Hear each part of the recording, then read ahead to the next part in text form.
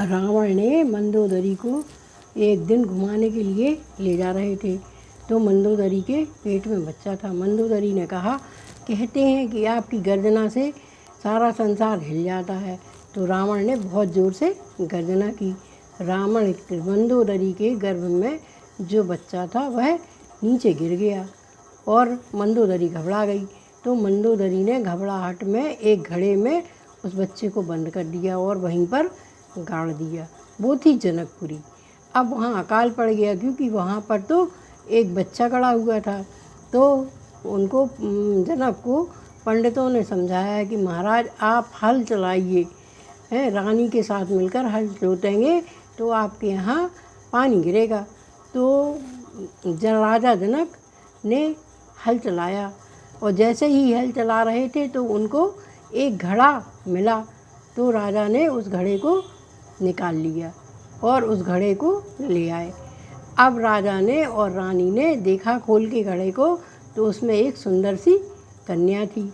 तो रानी कहने लगी कि महाराज हम तो इस कन्या का लालन पालन करेंगे। तो उन्होंने उसको अपने घर में रख लिया जनकपुरी में और उसका नाम उन्होंने सीता रख दिया। सीता बड़ी हो गई और उसका जो है विवाह रामचंद्र जी से हो गया। रावण को इस बात का ज्ञान था कि यह जो है हमारी संतान है। और रावण ने जब राम का वनवास हुआ तो सीता भी रामचंद्र जी के संग वन में भटक रही थी। रावण ने देखा कि हमारी पुत्री, राजा रावण की पुत्री, और वो वन वन भटक रही है। तो रावण को बड़ा ही दुख हुआ, लेकिन वह क्या मुँह लेकर अपनी पुत्री के पास जाता और उससे कहता कि बेटा आप हमारी संतान हैं। तो उसने कहा कि इनको एक बार अपने मायके तो ले ही जाना चाहिए और मायके का वैभव तो इसको दिखाना ही चाहिए। तो रावण एक साधु का भेष बनाकर पहुंच गया और अपनी पुत्री से भिक्षा मांगने लगा। सीता को इन सब चीज़ों का ज्ञान नहीं था। अतः सीता कुटिया से जो है फल वगैरह लेके आई। तो रावण ने कहा नहीं। उनके जो भाई देवर थे लक्ष्मण, जब वो बाहर गए तो वृक्ष राम के लिए ढूंढने के लिए, तो वो धनुष से एक रेख खींच गए थे। रावण उसके अंदर नहीं जा सकता था। तो रावण ने कहा कि बेटा आप मुझे बाहर आकर दक्षिणा दो। तो सीता ने उसको साधु समझकर और मुख से बेटा सुनकर वह बाहर आ गई। उस समय तक भी रावण के मन में सीता के प्रति कोई भी दुराभाव नहीं था, लेकिन उसकी व्यवस्था ये थी कि वह उनको बता नहीं सकता था कि मैं ही आपका पिता हूँ। इसलिए रावण अपनी पुत्री को हरण करके ले गया लंका, और लंका में ले जाकर उसने अशोक वाटिका में उनको अच्छे से व्यवस्था करके और रख लिया।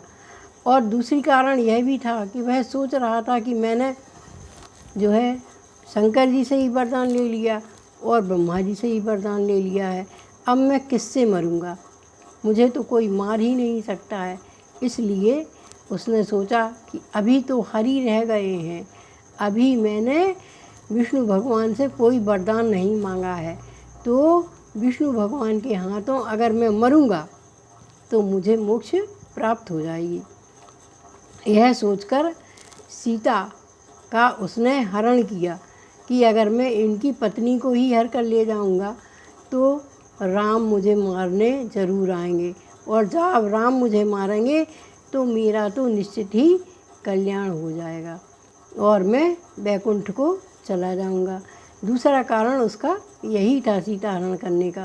पहला कारण तो यह था कि वह अपनी बेटी को उसके मायके में ले जाना चाहता था, और दूसरा कारण यह था कि वह विष्णु भगवान के द्वारा मुक्ति चाहता था, इसलिए उसने सीता का हरण किया था। और तीसरा कारण यह था कि रामचंद्र जी ने उसकी बहन शूर्पणखा की नाक काटी थी, तो वह बदला लेना चाहता था, मौत के बदले मौत। इसलिए जो है स्त्री का अपमान किया है उसने, राम ने, तो मैं राम को भी कि स्त्री का ही अपमान करूँगा जब राम को स्त्रियों की जो है सम्मान का ध्यान आएगा। इसलिए भी रावण ने सीता का हरण किया था।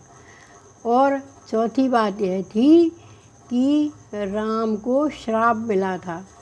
राम को नारद जी ने भी श्राप दिया था कि आप भी पत्नी के वियोग में वन वन भटकोगे और आपको भी आपने मेरा बंदर का मुख बनाया है, इसीलिए आपको बंदर से ही मदद लेना पड़ेगी जब आप अपनी पत्नी को ढूंढ पाएंगे।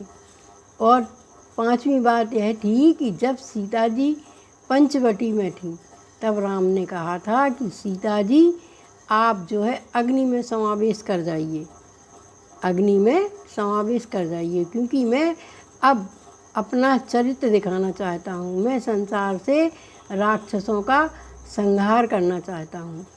जबकि जो है सीता जी तो उस समय सीता के रूप में थी ही नहीं जब रावण ने सीता जी का हरण किया था। सीता माता की छाया वहाँ पर थी और सीता माता को तो रामचंद्र जी ने अग्नि में प्रवेश करा दिया था। तभी जब राम ने रावण को मारा तो अपनी सीता को पाने के लिए ही उन्होंने अग्नि परीक्षा ली थी।